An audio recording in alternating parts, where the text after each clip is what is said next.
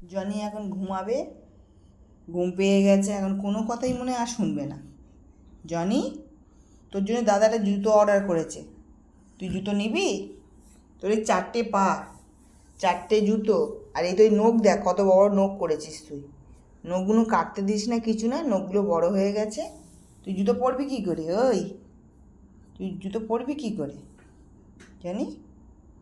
তোর নখ তো বড় হয়ে গেছে, তুই এইভাবেই পরবি?